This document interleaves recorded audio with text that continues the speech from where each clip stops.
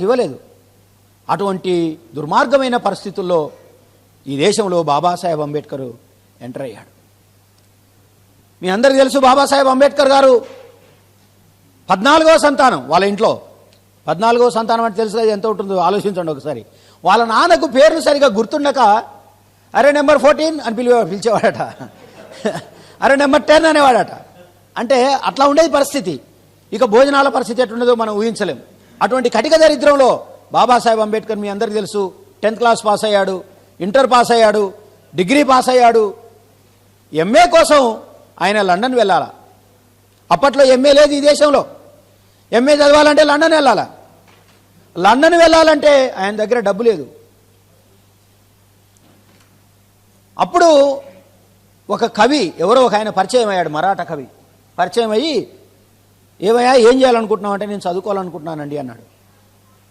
సరే చదువుకోవాలనుకుంటున్నావు కదా, మరి ఎంఏ చదవాలంటే చాలా పెద్ద విషయం, అది లండన్ వరకు వెళ్ళాలి, మరి ఎలా సంపాదిస్తావు అంటే, ఏదైనా స్కాలర్షిప్ దొరికితే బాగుండు అనుకున్నాడు. అప్పుడు బరోడా సంస్థానాన్ని పరిపాలిస్తున్న షయాజీరావు గైక్వాడ్, బరోడా సంస్థానాన్ని పరిపాలిస్తున్న షయాజీరావు గైక్వాడ్ అనేటటువంటి ఒక మహారాజు ఎస్సీ ఎస్టీ బీసీలో ఎవరైనా చదువుకుంటే నేను స్కాలర్షిప్ ఇస్తా అని ప్రకటించాడు. అంటే అప్పుడు అతి శూద్ర శూద్ర, ఇప్పుడైతే ఎస్సీ ఎస్టీ బీసీ. అప్పుడు ఆయన ఏమన్నాడు, శూద్ర అతి శూద్ర జాతుల్లో ఎవరైనా చదువుకుంటే నేను స్కాలర్షిప్ ఇస్తా అన్నాడు. అది లక్కీగా ఈయన కలిసి వచ్చింది. ఈ కవి ఆయన దగ్గర తీసుకెళ్ళాడు. రాజు కూర్చున్నాడు, అంబేద్కరు వచ్చిన కవి ఇద్దరు నిలబడ్డారు. ఆయన అడిగాడు, ఎవరయ్యా ఆయన అన్నాడు. సార్ ఈ పిల్లవాడి పేరు అంబేద్కర్, రాజా ఆయన పేరు అంబేద్కర్. ఏంటి మీరు స్కాలర్షిప్ ప్రకటించారు కదా, ఈయన కావాలి స్కాలర్షిప్. ఏం చదువుతాడు? ఎంఏ చదువుతాడు. అప్పుడు అంబేద్కర్ని అడిగాడు, ఏమయ్యా ఎంఏలో ఏం చదువుతావు అని అడిగాడు. అప్పుడు అంబేద్కర్ గారు అన్న మాట ఏంటంటే, నేను పబ్లిక్ ఫైనాన్స్ చదువుతా అన్నాడు. ఏమన్నాడు? Public finance.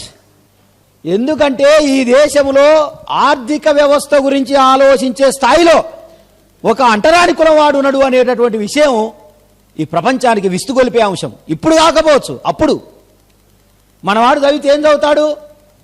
BA EPP, BA EHP, BA THP చదువుతాడు మనవాడు.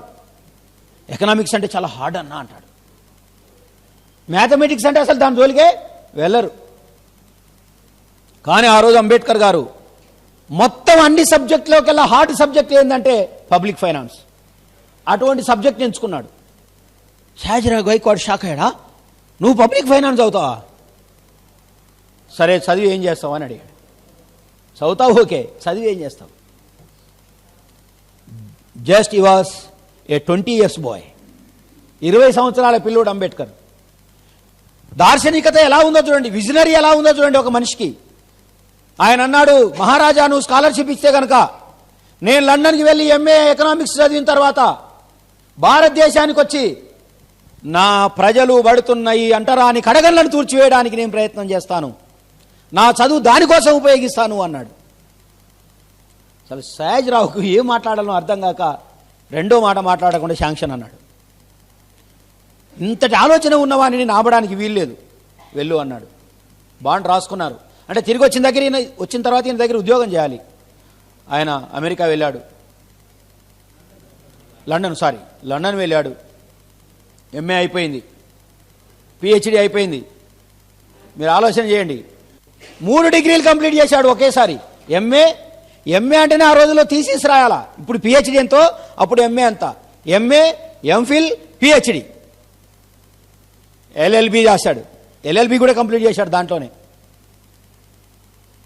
ఇప్పుడు డాక్టర్ బారెట్లా చదవాలా. బారెట్లా అంటే తెలుసు కదా, డాక్టర్ ఇన్ లా. గుడ్. భారతదేశంలో అప్పుడున్నటువంటి వాళ్ళంతా లా చదివిన వాళ్ళే. మోహన్ దాస్ కరమ్చంద్ గాంధీ, మీ అందరు తెలుసు, గాంధీ తాత ఏం చదువుకున్నాడు? ఎల్ఎల్బి. సారు 10th క్లాస్ 2 సార్లు ఫెయిల్ అయ్యాడు. మోహన్ దాస్ కరమ్చంద్ గాంధీ తాత ఎల్ఎల్బి చేసిండు ఆయన. మీకు వల్లభాయ్ పటేల్ ఉక్కు మనిషి, సర్దార్, ఆయన చదువుకుంది ఎల్ఎల్బి మాత్రమే. పండిట్ జవహర్లాల్ నెహ్రూ ఈ మనిషి గురించి నేను ప్రత్యేకంగా చెప్పాల్సిన అవసరం లేదు, ప్రపంచానికి అందరికీ తెలుసు. మంచి కళాపోషకుడిన, ఎందుకంటే డబ్బున్నవాడు కదా, బాగా డబ్బున్నవాడు. ఆయన డబ్బును కాపలా కాయడానికి ఒకడు కారుతో వేసుకుంది, కారుతో తిరిగేవాడట సెక్యూరిటీ. అంత డబ్బు, అంత డబ్బున్నవాడు చదివింది ఓన్లీ LLB మాత్రమే. పండిత గోవింద వల్లభ పంత్ LLB మాత్రమే. భారతదేశంలో మొట్టమొదటిసారిగా బార్ ఎట్లా చదివిన మొట్టమొదటి భారతీయుడు, నాట్ మొట్టమొదటి schedule caste, not first schedule tribe, not first OBC, మొట్టమొదటి భారతీయుడు, బార్ ఎట్లా చదివిన మొట్టమొదటి భారతీయుడు డాక్టర్ బాబాసాహెబ్ బిఆర్ అంబేద్కర్ సోదరులారా. ఇంతకంటే ఇంకా మేధావి ఎవడుంటాడు? నేనంటాను, బాబాసాహెబ్ అంబేద్కరే కనుక వెస్టర్న్ కంట్రీస్లో పుట్టి ఉంటే యేసుక్రీస్తు తర్వాత అంతటి ప్రవక్త స్థానం వచ్చేది ఆయనకి. మన దగ్గర మనం మర్చిపోతున్నాం. అడాప్ట్ చేసుకోవడం, ఓన్ చేసుకోవడం మనకు తెలియకుండా పోయింది. బాబాసాహెబ్ అంబేద్కర్ అలా చదువుకుంటున్న సందర్భంలో డబ్బు అయిపోయింది, పైసలు లేవు. స్కాలర్షిప్ అయిపోయింది. ఎంత స్కాలర్షిప్? ₹17.80. ₹17.80 అంటే మనోడికి ఎవడికన్నా ఇస్తే 15 నిమిషాల్లో కంప్లీట్ చేసి మళ్ళీ ఇంకో ₹100 అని అడుగుతాడు, అంతే కదా. ఒక చాక్లెట్ కాస్ట్ ఎంత? ₹17 మా అయితే. ఈ ₹17 ఆయన నెల మొత్తం గడపాలా? మనం అంటే ఇన్స్పిరేషన్ తీసుకోవడం ఎట్లా ఉండాలని చెప్తున్నాను. ఆయన లైబ్రరీలో బాయ్గా పనిచేసేవాడు, బుక్స్ మోసేవాడు. బుక్స్ మోస్తూ ఆ పుస్తకాలు చదువుకుంటూ కాలేజీ వెళ్ళి కాలేజీలో చదువుకునేవాడు. మామూలు శ్రమ కాదు అది. ఇంత శ్రమ చేసింది మన కోసం అనేది విషయాన్ని మనం గుర్తుపెట్టుకోవాలి. అందుకు చెప్తున్నాను. వన్ డే అందరూ క్యూలో నిలబడ్డారు. ముందున్న ఒక వైట్ మ్యాన్ వాటర్ తాగాడు, కుండలో తీసుకొని వాటర్ తాగాడు. మళ్ళీ ఇంకో గ్లాస్ పట్టాడు, పట్టి పక్కనున్న అంబేద్కర్ గారికి ఇచ్చాడు. అది మానవత్వం అంటాను నేను. మనమైతే జనరల్గా ఏం చేస్తాం? తాగి అక్కడ పడేస్తాం. తాగురా బాబు, నీ ఇష్టం అయితే తాగు, లేకపోతే లేదంట. ఆయన తాగి వాటర్ తీసుకొని మరలా అంబేద్కర్ గారికి ఇట్లా ఇచ్చాడు. అంబేద్కర్ గారు ఆ వాటర్ను ముట్టుకోలేకపోతున్నాడు, చెయ్యి వణుకుతుంది. ఈ షివరింగ్. నీళ్ళు ఇస్తున్నాడే, తాగొచ్చు కదా, తాగట్లా, చెయ్యి వణుకుతుంది, కళ్ళలోంచి నీళ్లు కారిపోతున్నాయి. నీళ్ళు ఇచ్చిన ఈ వైట్ మెన్కి అర్థం కాలే, నేనేమైనా పాపం చేశానా? అంతేగా ఏడుస్తున్నాడు ఏంటి? తీసుకోమంటే, నీళ్ళు తీసుకోమంటే. అడిగాడు, doctor Ambedkar, is there any fault me? Is there any fault in me? నాలో ఏమైనా తప్పుందా? అంబేద్కర్ అన్నాడు, నో సార్. మరి ఎందుకు ఏడుస్తున్నావు? Why are you cry? ఇదే నా దేశంలో అయితే, ఇదే నేను పుట్టిన గడ్డ మీద అయితే ఇలా నీళ్ళు ఇచ్చేటటువంటి వాడు ఉండడు, ఇలా పోసేవాడు మాత్రమే ఉంటాడు. ఈ దేశంలో స్వేచ్ఛ సమానత్వం ఉంది కనుకనే నువ్వు నన్ను ముట్టుకోవడానికి సంశయం లేకుండా ముందుకొంచావు, అందుకే నాకు దుఃఖం వస్తుంది అన్నాడు. ఎంత భయంకరమైన పరిస్థితి ఉండేదో ఒక్కసారి ఊహించండి. ఇది మన తాతలందరూ అనుభవించారు, ఇది మన తండ్రులందరూ అనుభవించారు. ఒక మనిషి ఇంకొక మనిషి దగ్గరికి పోతే నీళ్లు పోయిరా అంటే పైకెత్తి పోస్తుంటే కింద ఉన్న మనిషి చేతులు జోడించి తాగడం అనే ఒక భయంకరమైన పరిస్థితిని ఒక్కసారి ఊహించండి. అసలు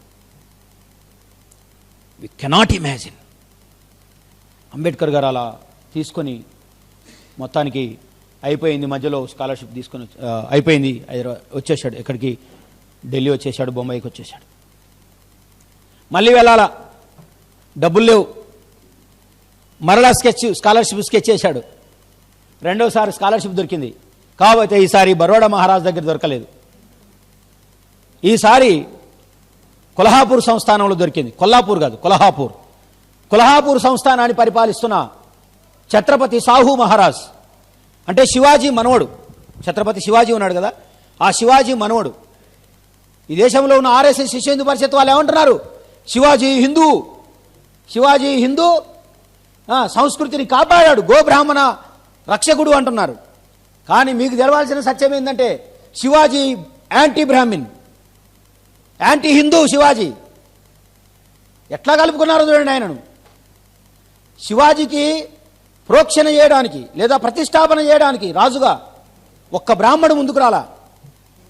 వాడు శూద్రుడు, మేము ముట్టుకోమన్నాడు. ఆయన మరాఠీ శూద్రుడు, అంటే ఇక్కడ కాపులతో సమానం. మేము వాడిని ముట్టుకోమన్నారు. కాశ్మీర్ నుంచి పిలిపించారు గంగంభట్టు అనే బ్రాహ్మణ్ణి. కాశ్మీర్ నుంచి వచ్చిన బ్రాహ్మణుడు కూడా ఆయనను ముట్టుకోకుండా తన కుడికాలు బొటన వేలును కుంకుమలో తీసి నొస్టిన రుద్ది ఓం ప్రతిష్ఠతి అని చెప్పి వెళ్ళిపోయాడు. ఎట్లా అవుతాడు తెలుసా? మీకు ఏం జరిగిందో? బ్రాహ్మణ ప్రోక్షణ లేకపోతే వాడు రాజు కాలేని పరిస్థితి. కులం ఎంత భయంకరమైంది తెలుసా? కులం ఎంత మనిషిని పీల్చి పిప్పి చేస్తుందో తెలుసా? ఒక రాజుకే తప్పలేదు. అందుకే తన జీవితకాలం అంతా ఆయన బ్రాహ్మణులకు వ్యతిరేకంగా పనిచేశాడు. కానీ వీళ్ళు ఆయన ఏం చేసుకుంటున్నారు ఇప్పుడు? గోబ్రాహ్మణ రక్షకుడు అనే ఒక పెద్ద ట్యాగ్ తగిలించి ఓన్ చేసేసుకున్నారు శివాజీని. మిత్రులారా, ఆయన మనవడు ఏం పేరు? ఆయన పేరు సాహు మహారాజ్. ఆయన అంబేద్కర్ గారికి స్కాలర్షిప్ ఇవ్వడానికి ఒప్పుకున్నాడు. సార్ వెళ్ళిపోయాడు. ఈసారి అమెరికా కొట్టాడు. కొలంబియా యూనివర్సిటీ, మీ అందరికీ తెలుసు, కొలంబియా యూనివర్సిటీలో చదువుతున్నాడు. డబ్బులు అయిపోయినాయి. ఎటొచ్చి అదే ప్రాబ్లం. తన భార్యకు ఉత్తరం రాస్తున్నాడు. ఏం పేరు? అమ్మ రమాబాయికి ఉత్తరం రాశాడు. రమా, నా దగ్గర డబ్బు అయిపోయింది, నేను చదువుకోవాలి, ఏవైనా డబ్బులుంటే పంపించు. 1918 నాటి ముచ్చట చెప్తున్నాను సోదరులారా, మీకు ఇప్పటిది కాదు. ఎట్లా వస్తాయి ఆమెకు డబ్బులు చెప్పండి, మీరు చెప్పండి. అంబేద్కర్ గారే ఫస్ట్ 10th క్లాస్ అంటే ఆమె చదువుకుందా? చదువు రాదు. అంటే ఉద్యోగం చేసే అవకాశమే లేదు. ఇప్పుడు డబ్బులు ఎట్లా ఇవ్వాలి? పెద్ద మనిషికి డబ్బులు కావాలని అడుగుతున్నాడు. ఈమె దగ్గర డబ్బులు లేవు. చివరికి ఆమె దగ్గర ఒక 500 రూపాయలు జమ చేసింది. 500 రూపీస్. ఎక్కడివో తెలుసా మీకు? ఎట్లా జమ చేసిందో తెలుసా? పిడికలు ఉంటాయి కదా, ఆవు పేడ, ఆవు పేడను తీసి గోడకు కొట్టి పిడికలు తయారు చేసి ఆ ఎండిపోయిన పిడికలు నెత్తిన పెట్టుకొని ఆమె బజార్లలో తిరిగేది. పిడికలు పిడికలు అని తిరిగి ఆ పిడికలు అమ్మితే వచ్చినటువంటి 500 రూపాయలు తన దగ్గర ఉన్నాయి. బాబాసాహెబ్ ఉత్తరం రాసింది ఆమె. బాబాసాహెబ్ అంబేద్కర్ గారి యొక్క పరిస్థితిని అర్థం చేసుకుని ఆ ఉత్తరం రాసింది. ఏమండి, నా దగ్గర 500 రూపాయలు ఉన్నమాట నిజం, కానీ మన పాపకు ఆరోగ్యం బాగలేదు. ఆయనకు 4 కుమారులు, ముగ్గురు కుమారులు, ఒక కుమార్తె. మన బిడ్డ ఆరోగ్యం చెడిపోయింది. నేను ఈమెను ఆసుపత్రికి తీసుకెళ్లాలనుకుంటున్నాను, నన్ను ఆసుపత్రికి తీసుకుపోమంటావా? ఈ డబ్బులు నీకు పంపించమంటావా అన్నాడు. ఆమె రాసింది ఉత్తరం. మీరైతే ఏం చేసేవాళ్ళు? చదువు సంగతి తర్వాత చూద్దాం, ఫస్ట్ అయితే అమ్మాయిని చూపించామని అనేవాళ్ళు. అంతే కదా, ఎవడైనా అంతే కదా, కన్న కడుపును పోగొట్టుకోడు కదా.